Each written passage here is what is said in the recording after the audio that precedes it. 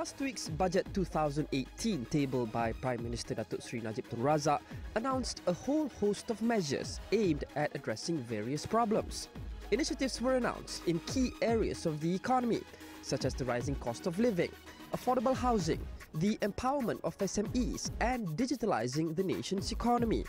Some announcements particularly caught attention, like the slashing of income tax for certain tax brackets, the threefold increase in the bonus of civil servants, and the increase in maternity leave for the private sector. But there are many other important announcements made that did not get as much attention.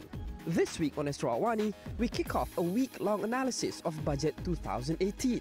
Every day throughout the week, we'll take a look at what Budget 2018 will do for different sectors: citizens' welfare, the cost of living, affordable housing, the digital economy, education, GLCs, trade, the ringgit, the Bursa Malaysia, and the economy at large.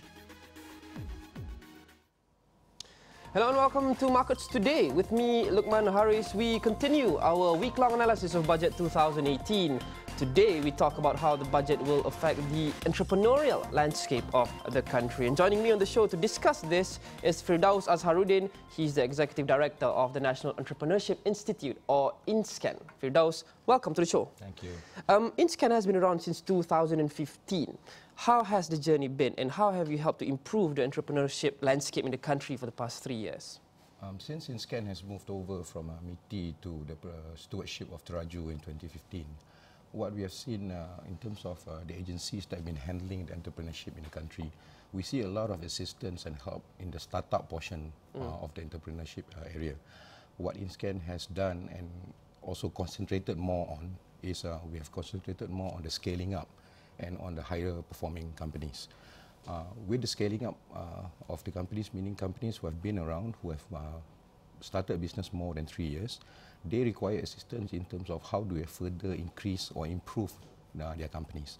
So INSKEN comes in terms of coaching and assisting them and providing them with more technical training so that they can enhance their companies.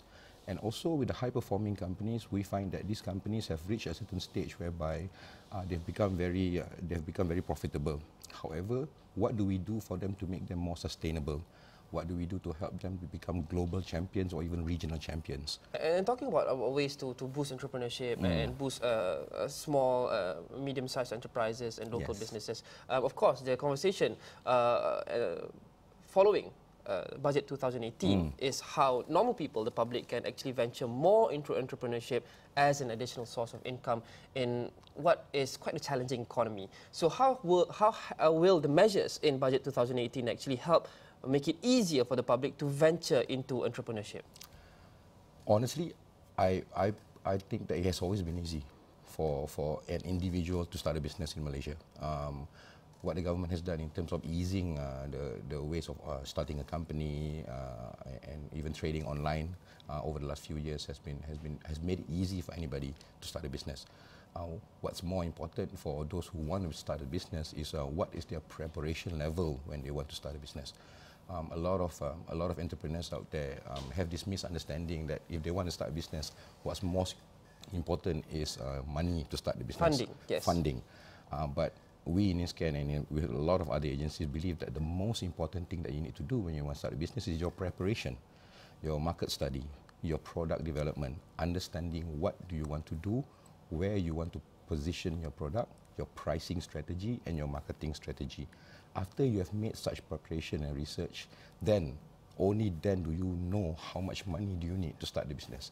So I think there's a misunderstanding there. But then to get that money is what people say is very challenging. So what do you say to this? There's a lot of funding available for startups in Malaysia. I put it back to a lot of people that this government and in this country, the amount of funding available for startup is probably one of the highest ever.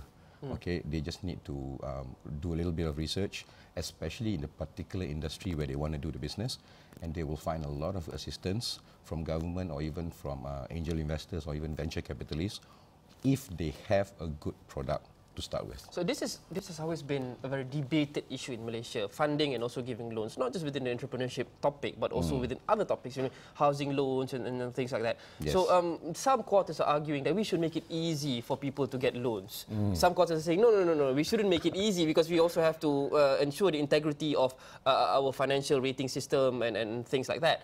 So how do you find this balance of easing loan provision, but at the same time not contributing to the rising debt situation in Malaysia? For now, as of now, our household debt to GDP ratio is about 88%, which is very high. Yes. So where do we find this balance? Do you think we should make funding easier or stricter moving forward? We need to have quality funding being given to quality projects. There is no yes or no around that. The government has limited resources. It's being challenged even until today. What I think we need to be aware of is there are some cases whereby perhaps entrepreneurship may not be the right solution for certain sectors or for certain people. That could be increase of skill sets, retraining, reskilling, or even relocation of certain people could be the solution to assist them in overcoming their current situation. For those who want to venture into entrepreneurship, I do think that the government need to pay closer attention in terms of refining or filtering. It starts again with two main things: with the person itself, whether the person has the ability, whether the person has the courage, whether the person has the what we call grit to become an entrepreneur and to carry through what they want to do. And the second thing is you can't just help yourself; you need a champion product or a champion service that can take you through the end of the finishing line. All right, we'll talk more about this, but we have to take a short break. We'll return with Firdaus Azharuddin, Executive Director of the National Entrepreneurship Institute, or INSKEN. Marcus, today we'll be right back.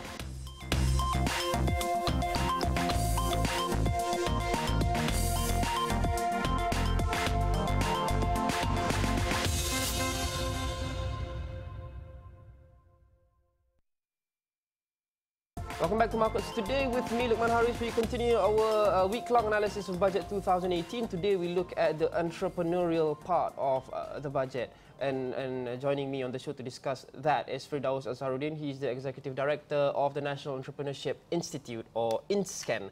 Now, Firdaus, before the break, you said that entrepreneurship may not be the solution for everyone to increase or diversify their revenue streams. Some of them probably require reskilling or upskilling of their current skills. Yes. But at the same time, we have people who are encouraged or who are driven to actually do side businesses on top of their day job, because we are talking about diversifying sources of revenue. But how about the openness and the flexibility of private sector employers? Would they consciously allow their employees to actually be more active in side businesses and just possibly affecting their day job? So the government has announced a whole host of measures to encourage entrepreneurship. But what can the government do to actually nudge the private sector in the right direction to be an enabler for this? I think Luqman is a catch-22. A lot of entrepreneurs out there stay informal. They trade online or they do side businesses whereby they may not have been registering themselves as a company. So they stay in an informal economy where no data is then made available to anybody. So I think the first step, what we need to do is to formalize a lot of these businesses that's out there. I know there's a fear they'll be taxed, there'll be a GST levy. Taxes for online businesses and things like that. But in reality, folks, if you're making money, you have to pay taxes. That's the reality in life. So, but they need to move into the formal side, register their companies, then we will have data. Only with data can we make good decisions. If we do not have reliable data in front of us, even the private sectors do not have anything to analyze. I think it's important for the entrepreneurs in this country to move into the formal side of the economy. The government would like to see this movement via the free registration by SSM, the movement that they've done. And I think the fear of taxation, though it is very real, sometimes it is not real in terms of they do not understand how taxation works in the corporate world. It's not just a straightforward, you earn this much, you get taxed this much, you get to do trade-offs and stuff like that. That's what we try to do in INSKEN also. We give talks, we give training to people on taxation matters, on GST, so that they understand and then they can apply it into their companies. But step number one, go formal. What are the challenges besides the fear of being taxed, as say for INSKEN and also for the government? What are the challenges to persuade all these, I would like to call them offline entrepreneurs on the informal side of the industry to go formal? What are the challenges they face? Well, we see two types of this, those who stay in informal. There are some entrepreneurs out there who are not really out there to make big in the entrepreneurship line. Like you said earlier, they just want to earn extra income for their families. They want to keep their main job and be known for that. A lot of them are lecturers, teachers, even government servants or even accountants. And they do not want to be known as something else, because sometimes, you know, even amongst you and your family, the moment people hear that you're selling something, people shy away from you, okay, or you're in business. Yeah. So there are some people, however, who go all out and go into entrepreneurship and want to make it big. So we handle these two sectors, two segments of people very differently. For those who just want an extra income, they still need to formalize it, because believe it or not, at the end of the day, okay, if the government wants to tax you, they'll find a way. Okay, you can't really run. You know, there's certain. And you're saying that's fair, because when you're generating income, you have to be taxed. Yes. Right. We have about a minute left. I want to probably go a bit deeper. I mean, besides all these initiatives and all these programs to train and to encourage entrepreneurial skills amongst the public, which are good, do you think the budget actually going into a deeper level, i.e., you know, ensuring that we instill skills of cognitive thinking, problem solving, instead of just giving all these enabler programs? So how do we go one step deeper to ensure that we actually produce more quality entrepreneurs on top of holding all these programs? Well, people may not like my answer, but entrepreneurship has always been very Darwinian in concept. The strong will survive. You can't go into entrepreneurship and think that you can be assisted throughout. Okay, if you're not strong, if you're not perceptive, if you don't stay current of what's happening out there in the world, if you don't stay current with technology, you will not survive. And there is nothing no government or anybody can do. If you can't survive, you can't survive.